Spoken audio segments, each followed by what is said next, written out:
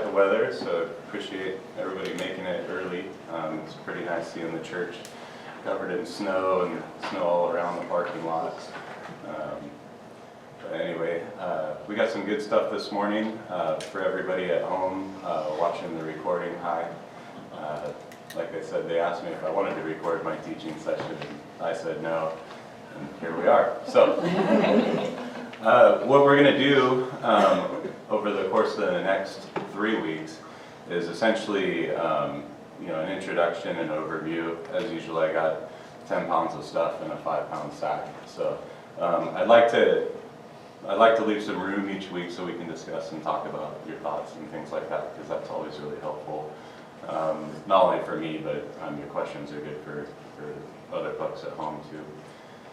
This is going to be essentially maybe a book report of sorts. I was listening to a podcast one day, and this author was being interviewed about a completely irrelevant subject. He's actually an expert in first century letter writing. He's read probably 10,000 first century letters. We think of first century letters like the letter of Paul, right, to the Corinthians or the Galatians. So he's actually read just tons of letters from that time period, from individuals to other individuals or groups. And most of them are really, really short. The Bible's letters are exceptionally rare because of how long they are, especially letters like the letter to the Romans. I mean, it would have cost a fortune, to write that letter, because letter writing in the first century was essentially you hired somebody to write the letter for you. You had to get a scribe. They would bring these wax tablets. They would come and you would dictate to them. I know we all kind of imagine Paul, sitting at his roll-top desk with a ink pen, writing these letters out. And the reality is that most people, although they were literate in the sense that they could read, actually wrote very little. Even Paul himself, and we see evidence of that in his letters, where he says in one of them, see how I'm signing myself with my own hand. See how big the letters are that I'm using, because even Paul himself wasn't proficient at writing, so it would have been dictated to a scribe. So we'll cover some of that. There's so many fun little details that come out in the things that we learn in these books. But the name of the author is E. Randolph Richards. He's originally from Texas. He grew up Baptist, but he spent most of his life in the East. Lebanon, the Middle East. He's fluent in Arabic. Indonesia, he spent a lot of time in Indonesia. And basically, went around the world to go teach the Bible as a missionary and a teacher. And then what he found out in his travels was that people in the rest of the world look at the Bible very differently. Because culturally, they come from what we would call collectivist cultures. And we'll kind of explain that as we go on. That's basically the point of this class. But anyway, how the rest of the world reads these things and interprets them is a little different than ours, particularly as Americans, because we come from what we would classify as an individualist culture. And we'll define that a little bit too. And so basically over the years of how he learned, maybe how he was misreading the Bible because he wasn't looking at it from the right perspective always, he came up with some interesting interpretations, and then he finally just had to write books about it. So these two books are the product of that. One's called Misreading Scripture with Western Eyes. He wrote that back in 2012. And then more recently, Misreading Scripture with Individualist Eyes. So the stuff we're going to talk about today is mostly some points out of the second book, but they're both incredibly helpful in terms of how we read the Bible, how we interpret the Bible. And how we interpret the Bible is really important to us because that's how we decide how we apply this to ourselves, right? And it's amazing how passages that seem confusing to us or are disputed, actually resolve quite well and simply if we understand what the original authors intended. And so, anytime you go through classes on biblical interpretation, the study of hermeneutics, they're going to teach you context, context, context. You have to understand what the original authors meant and how the original readers would have seen it. And even with a lot of education, we're still limited. We didn't grow up in these cultures. We didn't grow up in the culture of the first century. We certainly didn't grow up in the culture of Abraham and the times of the patriarchs. So we'll look at some Bible stories from the Old Testament. I think in general, my perception of the Old Testament, I'm a lot more keyed in on the cultural aspects of the Old Testament, I think, because we realized they were, nomadic, they were tribal, they had these big family structures. There's no police force back then. It was really up to the families and the clans and the tribes to protect the people within them. And so, when I think about the New Testament stories, we're talking about the Roman Empire and, the birth of Western civilization. We tend to kind of look at the first century and the time of Jesus and the letters of the New Testament like we look at our society today, almost. And the reality is it was very, very different, especially from America. And so that's kind of the premise of what we're going to be talking about, is just understanding how they meant it, how it would have been received. And what happens is we have a lot of things in our society, if I was explaining a story or something, that kind of go without being said, right? You understand the culture. We tend to kind of over-explain things as Americans. And in the culture that the Bible was written in, there's a lot of things that go without being said there. There's a lot of things that the authors intend you to notice or pick up on that they don't necessarily have to explain, because everybody knows these things. And so for us, coming in centuries later and from a completely different perspective, we'll read things, and when something comes up and we need to fill in a gap, we naturally fill it in with our own understanding of our society here and now. And so that actually helps us miss the point of some of these stories, or the things that the original authors intended us to notice, or more importantly, to learn from. And so we're going to look at some familiar stuff. We'll see how much we can get to today. But also some specific things about the cultural dynamics that we'll kind of define a little bit. So let's start with individualism and collectivism, kind of a definition. The thing that we're really working on here is understanding, understanding personal identity and the relationship of the individual to society, okay? So in an individual society, there was a study done that kind of measured, how collective are you, how individual are you as a society. There's 3 countries in particular, the United States, Great Britain, and Australia, were like off the charts in terms of individualist. So we're very, very much individualist societies. We think of ourselves in that way, and we'll explain that. Basically versus the rest of the world, which is primarily collectivist. So in an individual society, the individual is the most important entity. We think about ourselves as me, and everybody else is you or they, right? And this is going to be some broad generalizations, so please don't be offended. But the community is essentially a sum or a collection of individuals in that community, okay? So I am me, the rest are they. Collectivist subcultures do exist within our individualist society. So an example of that would be like a sports team.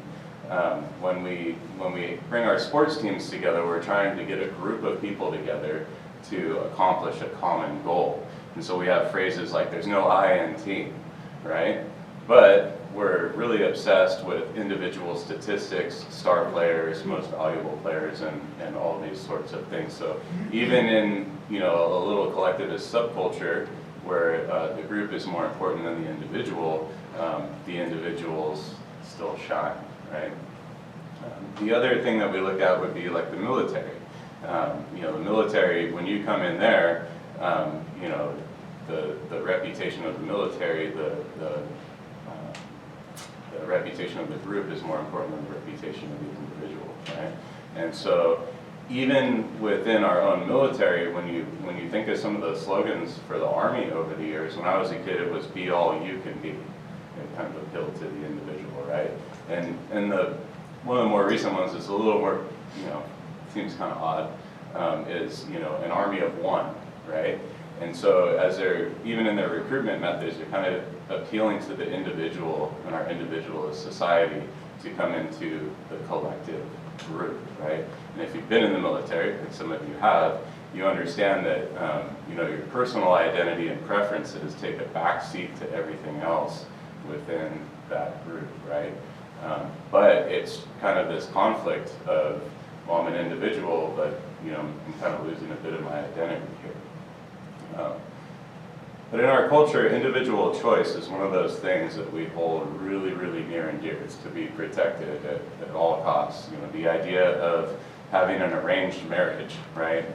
These are kind of the themes that come up in Disney movies when they're representing other cultures, right? How they, the protagonist bucks against the expectations of the family or the community to go after what's in their heart as an individual, right? And we value that. That's virtuous to us in the West.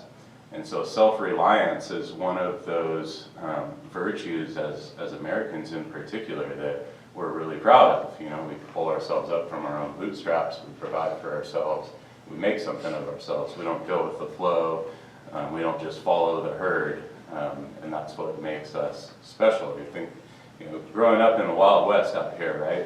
I think of the cowboys on the frontier and some of those heroes of the movies that you watched growing up, and they were Lone Rangers. They were John Wayne, Roy Rogers, right? You name them, right? And that's kind of what our society looks at as an example, right, to follow.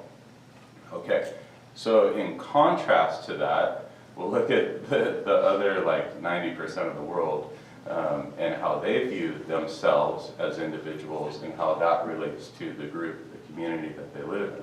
And this is what we call collectivists. And this would include the ancient biblical world we're talking about in the whole Mediterranean area, as well as the Middle East, the Far East, Africa, South America even, very community-oriented cultures, right? And so in those cultures, the community is the most important entity, not the individual. The individual is the sum of the community. Essentially, I am we. What does that mean? It's kind of a confusing statement. It's that you gain your identity, you gain your credibility. Who you are is based on what community you're part of, right? So there's a lot of examples in these books of this, which are really good to kind of color this in a little bit. But we'll take a Japanese culture for example. When they had a cross-cultural student come to the school from Japan, and they said, "Hey, tell us about yourself." And he started out with, "Well, our father is a doctor," and everybody kind of giggles. And they're like, no, tell me about you. What do you like? What do you do? And he just really didn't understand the concept of explaining himself as an individual based on what his preferences were. He saw himself as part of a group, and he saw himself, the reason why he started with who his father was, and he even says our father because he didn't even think of himself as the only child, right? And so it's just this complete mindset of, I am the group. If you watched Star Trek, it's like, we are the Borg, resistance is futile. That's kind of an extreme version of that, and we laugh as Americans at that, right? But this is what goes without saying, that deep down understanding of who you are, and so people see themselves as the group, right?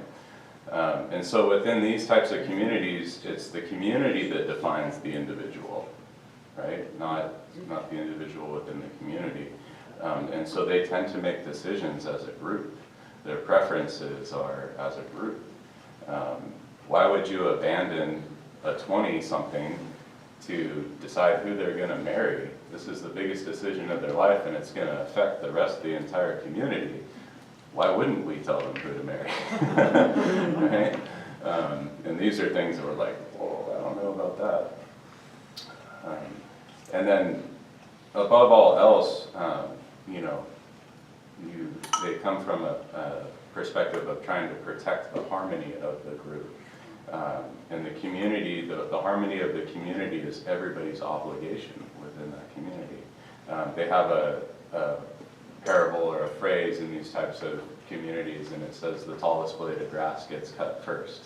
And so this idea of standing out and being special, as Americans, we're like, we want to rise and shine. And in those communities, those types of people are looked at as breaking harmony and being arrogant and, causing trouble within the community. So it's a very different perspective. So over the course of the next 3 weeks, we're going to look at some social dynamics, okay? The first one is kinship, which we're going to cover today. Kinship is a very important topic in the Bible. Basically, it's just the underlying glue that holds everything together in these communities. And so if we don't understand how that works and where people's loyalties lies and how they see themselves, we're going to miss a lot of things. The other two topics that we're going to cover in the next couple of weeks are going to be the patronage brokerage system. Patronage is one of those things that we tend to frown upon in the West. And brokerage, i.e. the middleman, that's another thing that we really don't like in Western society, right? But these were essential elements of the biblical world. And then the third topic we're going to talk about is honor and shame. Honor and shame cultures. It's a little hard to define all that, but we'll show the examples of it.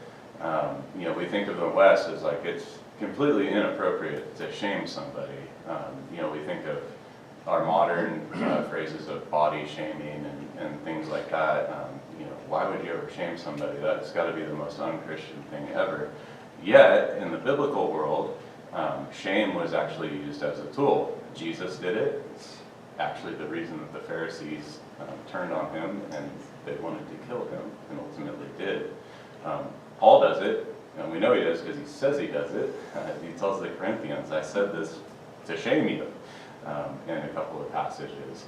And so we'll talk about how honor and shame worked. And as you're reading the New Testament, you're going to pick up, hopefully at the end of these classes, on kinship language, patronage and brokerage language, and honor and shame language, because what Paul does is he just takes all of these social dynamics of the culture that everybody understands, whether you're a peasant or a king, and he uses them as analogies to explain our relationship to each other as believers, and also our relationship to God and how he relates to us. He explains salvation with these social dynamics. And so when we get into that sort of stuff is what really makes these books and what we're talking about pretty neat. All right, so back to kinship. The phrase, blood is thicker than water. All right, when we think about that, it's kind of a strange phrase, right? But it just means, in our perspective, is that, family, we're going to give extra grace. We're going to be extra patient. We're going to go the extra mile for a family member because they're family, we're tied, versus a stranger, right? How about this phrase? You can choose your friends, but you can't choose your family. What does that mean? You're stuck with them. You're stuck, right. So we look at it, you're stuck with your family, right? So it's a phrase that we say, you prefer your friends because we chose them, we like them, right? Well, in a collectivist culture, they look at that completely differently.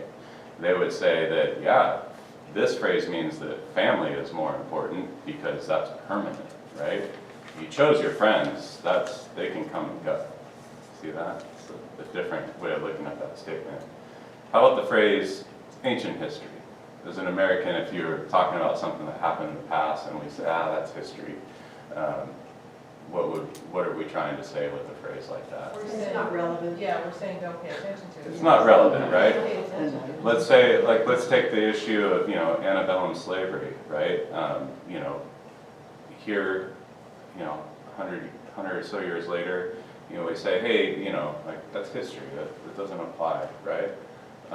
Well, in a collectivist culture, when they use the term or the phrase, it's history, they mean it's history. And that means it's permanent and it's relevant right now. This is why in collectivist cultures, people will get very upset about what one people group did to their people group hundreds, thousands of years before, because in their mind, they are connected by blood to those descendants, right? And what they did to them, their blood flows through my veins, and I'm not going to forget them and dishonor them by forgetting what you did to my descendants, right? And so that's why when you're trying to pull people from different cultures or different people groups together in these collectivist societies, it's tough sometimes, right? And so think about that in the biblical world. We know that there was an issue between Jews and Gentiles, but it's just so much deeper at the core of who they are than we can really imagine. And then within the Gentile community, right, because we just lump anybody who's not a Jew as a Gentile, all the Gentiles had all their issues too, and so this is particularly relevant to how we read the New Testament, because this is what Paul's addressing like 90% of the time, is how to get Jews and Gentiles and these people to come together. And we'll kind of finish on that note with a passage from 1 Corinthians. So, looking at the basic building blocks of kinship in the Bible, we have a household, okay? And so the households, and this goes back to, we're thinking Old Testament time, like Abraham type of stuff. Bloodkin would be up to 3 generations within the same household. They would all be living together. So grandparents, parents, children, right?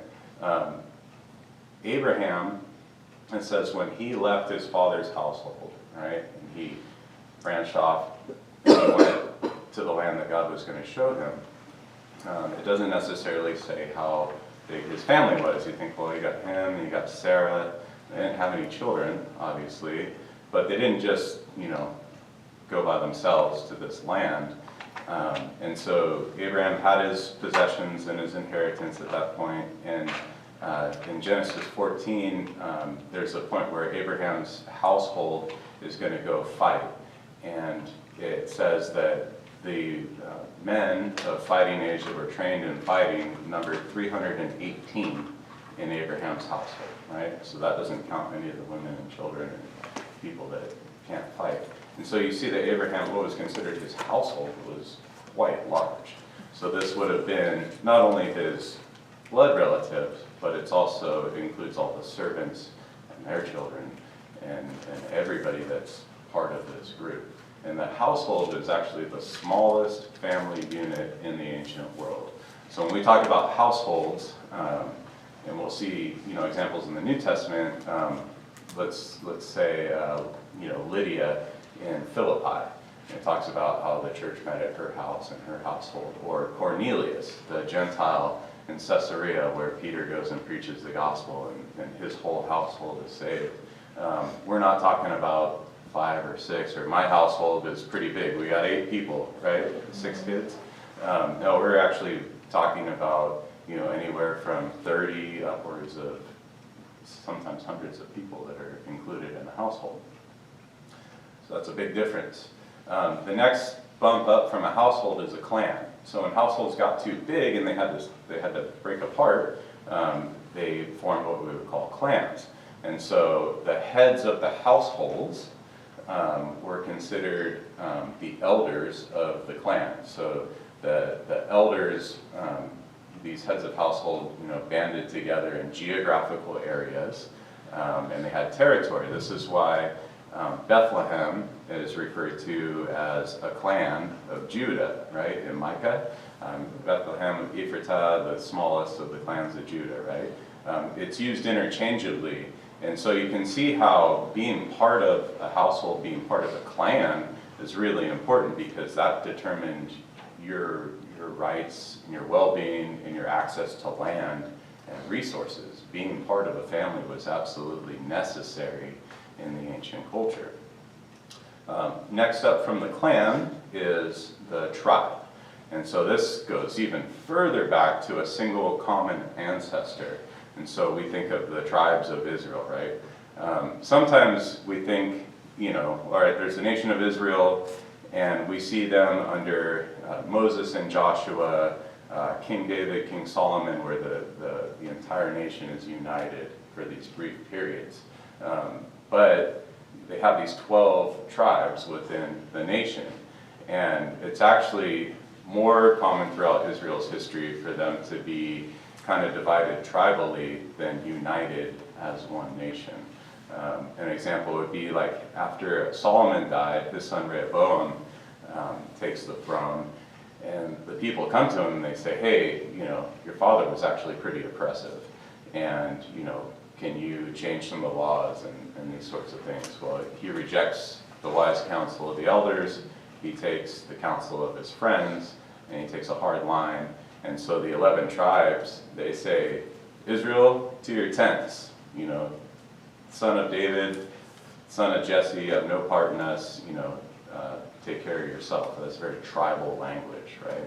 We see the tribes splitting. And so your highest sense of loyalty was to your household, and then to your clan, and then to your tribe, and then to the nation, okay? And so this plays out in a lot of stories, but we don't have much time to get into many of those. Okay, so how do we become part of the family? What defines kin? The first and most natural one is birth, right? And so we have this title called firstborn, right? And firstborn, yes, goes to the firstborn male in general. That's how it starts out anyway. But we see examples of how this title can be transferred to somebody who actually wasn't born first. And so this has everything to do with inheritance, right? Who is going to inherit once the father of the household, the elder, dies? Who's it going to go to? And so they would designate the inheritor, the firstborn inheritor. All the sons would get an inheritance, but the firstborn would get a double portion. And so that signified who was going to be the next head of the household. And they needed that double portion because they got twice as much so they could go off and live a better life than the rest of the family. They got twice as much because they now needed to care for the rest of the family, right? So interesting, the story of Joseph, okay? We see that Joseph is at odds with his brothers, okay? And the issue here is that Jacob designates Joseph as the firstborn. Did you guys know Joseph was the firstborn? He wasn't. Who was the firstborn in that family? Judah. First one was Reuben. But Jacob had 2 wives, didn't he? Leah was the older. He didn't want to marry Leah. He wanted to marry Rachel. But he was given Leah. And Leah bore lots of children, Reuben and his brothers. Rachel finally bore a son, and her firstborn son was who? Joseph and his brother Benjamin, right? And so in this story, that coat of many colors, right? This is Jacob identifying that Joseph is going to be the heir. And this is really what causes the conflict with his brothers. And so it's things like this, if we don't understand the culture and what's going on here. Jacob didn't really respect birth order. Okay, if we go back to the story of Jacob and Esau, right? Esau was the firstborn, but God doesn't identify himself as the God of Abraham, Isaac, and Esau. It's the God of Abraham, Isaac, and Jacob. So Jacob wasn't the firstborn, but he is. And how did he get the firstborn title? Well, he bought it from his brother for a pot of beans, right? Now, I thought this strange, but why would Esau sell his birthright for a pot of beans? He didn't want the responsibility. Well, here's the thing, is that at that point in their life, you know, Abraham didn't own any land. He was promised all this land, but he didn't own any land. He was a sojourner. Isaac also not the firstborn, right? Ishmael was his firstborn. Title was passed down through him through Sarah, another story. But Isaac didn't own any land either. And so this inheritance that they were to receive, they already had all their possessions in terms of slaves and livestock. And so, Esau, basically the only thing that was left to inherit was a double portion of the land, and his father didn't own any land. So, this was all based on a promise that a God made to his grandfather.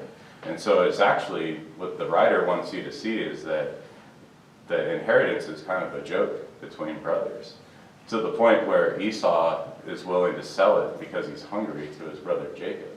Well, Esau doesn't think much of it because he's hungry. But in the end, when Jacob ends up getting the inheritance, it says he repented and he cried, but it was too late.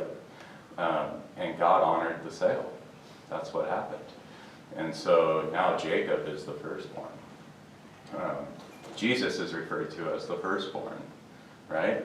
And so if we understand the language of kinship and inheritance, what God is saying is Jesus is the first, or what Paul is saying in that passage is Jesus is the firstborn. He's the inheritor. What is Jesus inheriting? All of creation, right?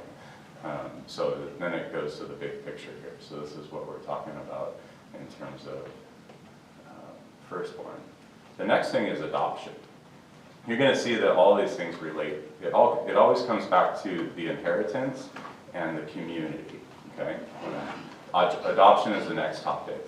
We think of adopting a child who maybe doesn't have parents or is from some underprivileged place where they can't fend for themselves, and bring them into our household so that we can care for them, right? In reality, in the ancient world, adoption was more in terms of, I don't have an inheritor to pass my possessions on to, and so I'm going to adopt somebody into my family, sometimes adults out of other families, these aren't orphans, to come in and manage my estate so that I can give him the inheritance, and then my lineage and my family can go on, because there's all these lands that are tied to. So if you have nobody to pass the land on to, then what happens to it, right? And so actually this is more common. Think about when Paul gets arrested and they're about to beat him. He says, do you really want to do that to a Roman citizen? And the guy stops and he's like, you're a Roman citizen. And he says to him, oh, I paid a lot of money for my citizenship. And Paul says, well, I was born a citizen, right? And you're like, all right, well, what's that all about? You couldn't actually really buy citizenship in Rome. But what you could do was you could be adopted by a Roman citizen, and sometimes that was done for what we would call cash under the table, right? So it was frowned upon by the Roman Empire, but it was a way to gain citizenship. So you were either born a citizen, or Caesar conferred citizenship upon you, like he would do for his soldiers when they retired. Or another way to gain citizenship was to be adopted by a Roman citizen. And so you see in the ancient world, we're talking about adoption, we're talking about adults being adopted into families and into citizenship. And what comes with being adopted into the family? Inheritance, right? And so it's all about the land, the possessions, the slaves, and the next generation. And so when Paul uses the analogy in his letters, and he talks about us being adopted as sons, right? Because the sons were in the inheritors. What he's telling us as a church is that we've been adopted into a family, the family of God. We are now inheritors. We have a legitimate place within the family. We're going to inherit. And so if Jesus is inheriting all of creation in this kingdom, then we are inheritors also of that kingdom. And so you see how he's just taking the social structure and the language of the day and applying it to the believers so that help us understand like what our standing is with God. So what does this mean to people in the first century when they find out that they're going to be an inheritor, of the kingdom? It's not just, I don't know, it's not just an analogy, It's a reality to them, and it's very deep. All right, the next is marriage. You can join a family through marriage. And so marriage is, we think of marriage as a very individual choice, right? I think, well, it just, it affects me personally. And it's really nobody else's business to some extent, right, who we marry. But in collectivist cultures, marriages didn't just join two people together, right? They joined entire households together. And this is why you see oftentimes marriages only happen within the clan, right? Remember the clan is a network of households that are related by blood, kinship, right? But they're more distant ancestors, so they're not like first cousins and things like that. But you have like Joseph and Mary, for example, are both descendants of the tribe of Judah, right? And so they married within the clan. Nazareth probably had about 400 residents at the time of Jesus's birth. And so you see that their families were joining together, their households would be united by this. We'll talk about that a little more in a second. Another example would be kings. Kings commonly married to form alliances, right? Most famously, you have Solomon, right? Solomon marries Pharaoh's daughter. What's that all about? Israel's not going to go to war with Egypt because they're family now, right? Kinship. And so he was forming an alliance through that marriage. Pharaoh and Solomon became kin because he married his daughter. This is actually not something that was good, right? And that's a whole other story. But it makes the point that kinship, marriage wasn't just about two people. It's about entire families, households, large amounts of people. And so you can see why the group is vested in who you marry, right? Because if I marry outside the clan, if I marry outside the tribe, there's a lot of history there, right? And it's not good. And so when you're reading these stories, you have, but that's what goes without saying. The authors intend you to notice these things. So when they introduce people as so-and-so, the son of so-and-so, the son of so-and-so, that's not just some ancient way of talking.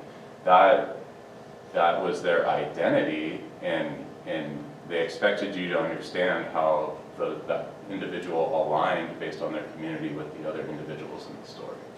That's their history. All right. So these kinship analogies are really important. Let's see. Oh, Joseph and Mary. Okay, so birth of Jesus, right? You're going, why is Joseph dragging his pregnant wife all the way down to Bethlehem from Nazareth, right? When we see this depicted in movies and stories, we imagine them walking, Mary on the donkey, Joseph leading her along, and they're kind of by themselves traveling to Bethlehem. They get to Bethlehem, and it's crowded, and they can't find a place to stay. And you're going, why in the world did they go to Bethlehem? And you're like, well, they had to go register for the census. Okay, that kind of makes sense, except they had like over a year period of time to go register. So why did they do it when she was 9 months pregnant? Remember the story where Jesus gets left behind in the temple when he's 12, right? Why was it that Mary and Joseph didn't notice he was missing? Too many people. They're traveling with all of his cousins, and all right, your family, your household, your clan, that was your birthing crew, okay, in the ancient world. They knew how to count to 9. They knew she was pregnant, okay? The reality is that Mary and Joseph's families were all traveling to Jerusalem for a festival, particularly the festival of Sukkot. We call it Feast of Tabernacles. All the males in Israel were required to be present at the temple during that festival. And Joseph, as we know, was a God-fearing man. He came from a family that tried to obey the laws of Israel, would have traveled to Jerusalem every time. Well, that just happens to be when Mary's 9 months pregnant. The whole family's going. She's going too. Otherwise, they would have just been left alone at home, okay? So the picture is really them traveling with, upwards of a couple hundred people to Jerusalem, okay? So when they get to Bethlehem, the reason that Bethlehem is so crowded, this is a tiny little suburb of Jerusalem. They go to Bethlehem, and it's crowded because there's a couple million people, which is pretty impressive for the ancient world considering populations, showed up to Jerusalem for the Festival of Tabernacles every year. And so Bethlehem was packed. There's no room in the inn because there's all these pilgrims coming for the festival. And so when they can't find somewhere to stay, the whole family they're all looking for somewhere to stay. And I know, we love to picture Mary and Joseph alone in a stable and all that, but the reality is the writer of the story expects you to just understand that the rest of the family they would never go alone, they don't have to spell it out for us. And so, but they're not part of the story explicitly how it's written down. It just goes without saying. And so we as Westerners read the story and we're like, yeah, that's normal, Sierra was pregnant and it's time to go to the hospital. I put her in the car and mom came over and stayed at the house with the other kids and we went to the hospital, right? Just completely different situation back then, okay? All right, we'll bump ahead. So that was about marriage. So what about staying in a family? Because this was important too, particularly if you're a woman and your husband dies. Now you're not part of the family because maybe your only connection to that family was being married to your husband, and now he's gone. And so you could either go back to your previous household, or you could try to stay in that household somehow.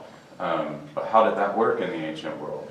Well, we have this thing called levirate marriage, which is where you would marry your brother-in-law, which seems really strange to us. But the whole point of that was so that you could have an heir, and so the inheritance, again, which is the point of all this, would go to that child through your dead husband's brother. And so the inheritance wouldn't become part of the brother's inheritance, it would remain with the wife and then that child. And so the child was considered the dead husband's child, right? And so we see examples of this. The Pharisees pose this question to Jesus, or the Sadducees, because they don't believe in the resurrection. They say, all right, so this guy has a wife, and he dies, and then she marries his brother, and then he dies, and 7 times over, right? They're just trying to make a joke out of this whole thing. And they said, whose wife will she be in the resurrection? She had 7 husbands. And so they're talking about levirate marriage. This also comes up in the story of Judah and Tamar, which is really interesting. So what happens? Tamar's husband dies. His brother is supposed to provide an heir for her. Well, he sleeps with her, but he doesn't get her pregnant on purpose. God puts him to death.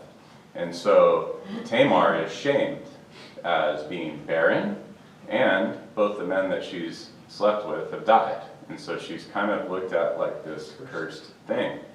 Judah, who is supposed to be her protector as the head of the household, says, when my youngest son is old enough, I'll give him to you in marriage, and then he can care for you. And so she remains in Judah's household. Well, when Shelah, the youngest son, is old enough to marry, Judah doesn't arrange the marriage. And everybody is aware of this. And part of it is because of the stigma that's been attached to her, the death of the first 2 brothers and her not getting pregnant. And so she devises a plan to pose as a prostitute, and then Judah pays for her, and this whole story plays out, right? And so when Judah's told, hey, your daughter-in-law has been prostituting at the temple, he says, awesome, bring her here, we're gonna burn her. That's his response. And she says, okay, well, before you do that, just know that the man who owns these items was the one that got me pregnant. And she hands him his staff and his seal, right? You remember the story. And he goes, oh, no. He says, you are more righteous than I. Now, what she did wasn't righteous. And Judah certainly wasn't righteous either. He was just saying, you're more righteous than I. But what was the issue here? The issue was that Judah should have been taking care of her. He didn't give her the youngest son. He didn't protect her, keep her in the family, keep the inheritance going, right? The reason that second brother didn't want to get her pregnant is that if he didn't produce an heir for the brother, the older brother, then the slice of the pie got a little bit bigger for him and his inheritance, right? And so that was what was really going on there. And so Judah recognizes his sin of not caring for Tamar in terms of inheritance and her place in the family. So it adds a different dynamic to the story if you understand what's going on there. The other story that we look at is Ruth and Boaz. This is a really important story too, because it kind of redefines kinship, like radically, and not in the New Testament like Paul does. This is all the way back in the Old Testament. What we're supposed to see in these stories is that despite the failings of the characters involved, it's God who is faithful that comes to the rescue of all these people and secures their inheritance and their places in the family. And so in Ruth's case, she's a Moabite, right? And it keeps referring to her all throughout the story as Ruth the Moabite. Do you remember where the Moabites came from? Okay, it was a result of an incestuous relationship between the two daughters and the father, right? They also hired Balaam to curse Israel when Israel was coming back into the land out of Egypt. Okay, so when we say it's history, right, Israel's got some history with the Moabites, and it's not good. And I mean, you talk about never forget, right? We say that, we hear that phrase in terms of like 9/11, and I think, yeah, we're never going to forget the people that were lost on that day. Well, they use that term in terms of never forget what those people did to us, and we're going to hate you till the end of time, okay? We probably wouldn't explain our never forget in that way towards Saudi Arabians or Middle Eastern peoples, right? But that's definitely what they meant at this point in history. And so she keeps being referred to as a Moabite, right? The author is saying something here, okay? And so the fact that she ends up becoming not only part of Israel through the marriage to Boaz, but also the mother of one of the descendants of Jesus himself, right, is what's really the important part of the story. Right? Okay, so that is some of the stuff on marriage. And then the last way that your position in a family could be jeopardized is divorce. So divorce, especially in the first century, even in the Jewish world, there was the school of Shammai and the school of Hillel. One of them said basically Jewish men could divorce their wives for any reason, really just whatever. And the other school of thought was that, well, it had to be for something more significant. Jesus taught that only for adultery, that sort of thing. And so in the Roman world, you can see how the Jewish culture had been pretty corrupted by the Greeks and the Romans in terms of marriage. Romans married and divorced at will. And yes, there was all the collectivist family issues involved, but they just rolled with it. It was kind of part of the culture. And so we think of the story of the woman at the well, okay? Jesus says, go get your husband. She says, I don't have a husband. He says, you're right. You've had how many? And the one that you're married to now isn't? And so what conclusions do we draw about this woman as Americans? Right? The reality is that in the story, it doesn't actually say anything about her being immoral. There were plenty of people that were widowed with children at young ages, multiple times in the ancient world. She's also a Samaritan, and Jews were a little more upright in their reading of the law and these sorts of things, and there's lots of reasons why, even if she was married in Samaria, a Jew wouldn't recognize that as a legitimate marriage. And so the point being is that we actually shouldn't be too harsh towards this woman. Looking at being at the well at midday, I always heard these things, well, she was there because she couldn't go in the morning, she was kind of the pariah of the community. Why did everybody believe her testimony about Jesus if she was this unreliable pariah of the community? Actually, according to like all the ancient texts that they have to draw from, and again, this guy's read over 10,000 of them, being at a well at noon doesn't mean anything other than somebody was thirsty, right? We've kind of injected our thoughts into this story over the years. I always say there's going to be a long line of people lining up to meet certain characters in the Bible for apologies when we all get to glory, because we misrepresented them and their motives, and she's probably going to be one of them. A lot of people have said some very unkind things about her. Joseph and Mary. Joseph planned to divorce Mary. Okay? Remember, he finds out she's pregnant. It's not until the angel comes and tells Joseph that, no, this is of the Holy Spirit.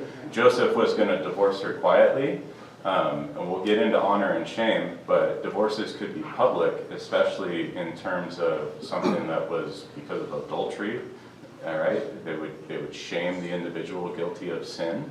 And shaming, as we'll find out, is used to try to bring somebody back to repentance in Judaism.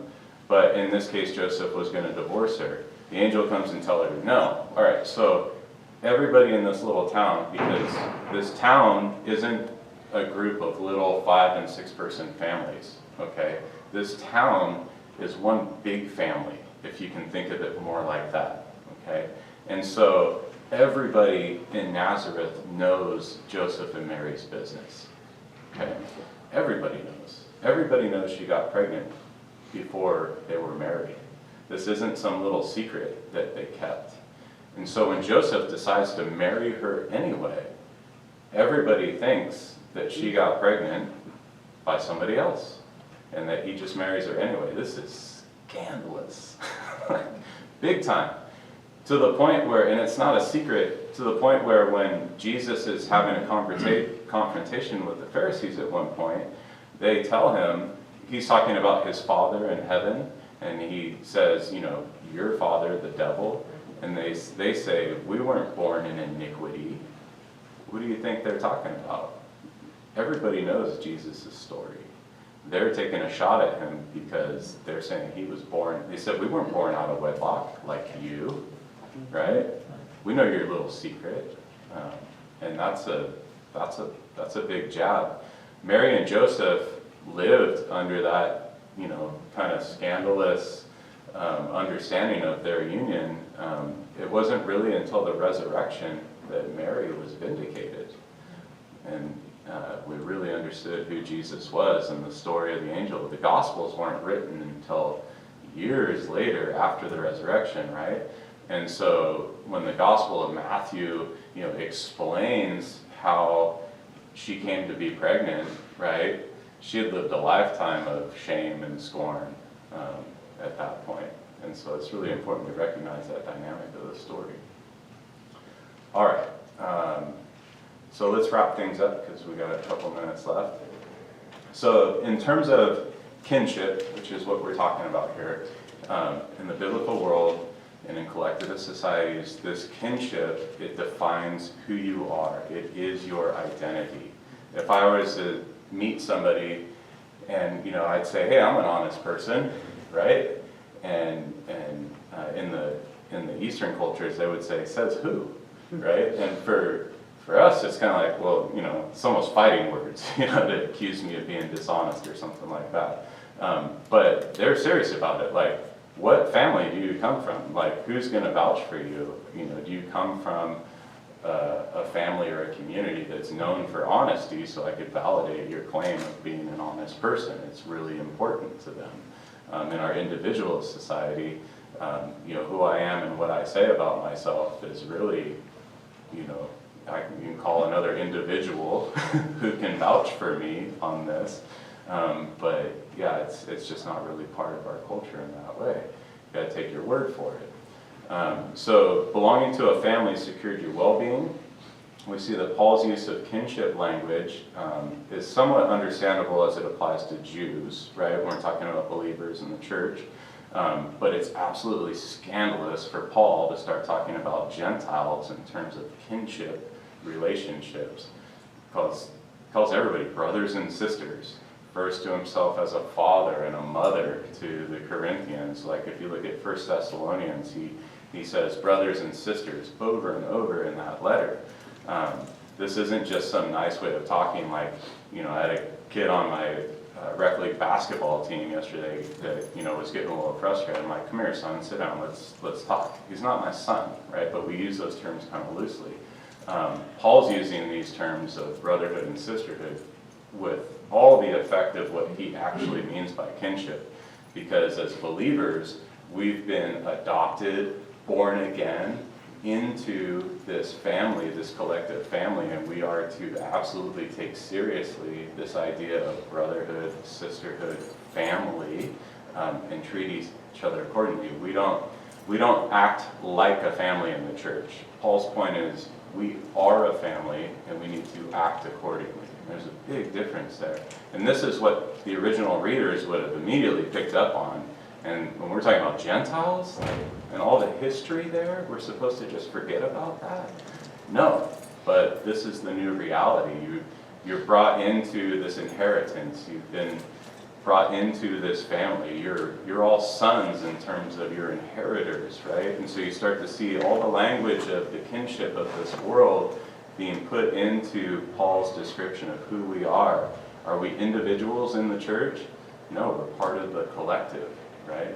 That's why, when people say, well, I like Jesus, but I don't like Christians, we think, well, that's that church up the road. That has nothing to do with us, And you realize, no, that is not the approach that we can take. We're just as tied to the believer in Indonesia as we are to the people in this room. We're just as tied to the people at the call or the NAS or any other church in our community, right? As we are to the people in our building. And Paul's dead serious about that, and that's a perspective that comes from collectivism, and we need to take that seriously as well.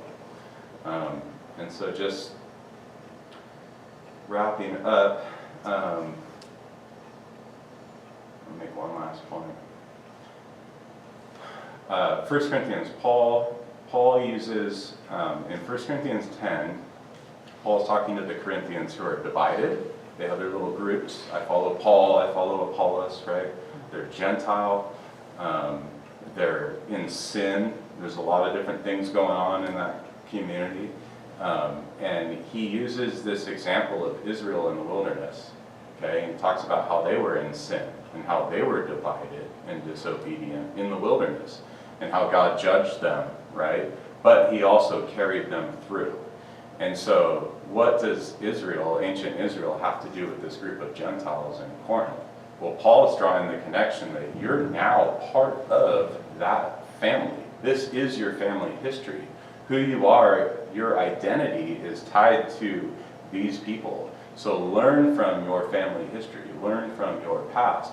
And as we've seen, people look at their history and it's really important to them because they're tied to them, and so it has an impact on them. It's not just ancient history, it's relevant to me now. What Paul is doing in that passage is he's saying that the history of Israel is relevant to you. Learn from it. That is your history now because you're now part of that family. You're part of that inheritance. And so it just brings so much more to that passage where when I read it, I'm like, these kind of seem like disconnected thoughts to some extent. But to Paul, he's like, no, this is every bit about you. And so through all the unfaithfulness of the people involved in a lot of these stories, we see that God is always the one that's being faithful. to his promises. So we're going to wrap up this week because we're out of time. Next week we're going to pick it up with patronage and brokerage and how that applies to us. So I'm going to stop the recording, and I'd like to come back and pray before we dismiss.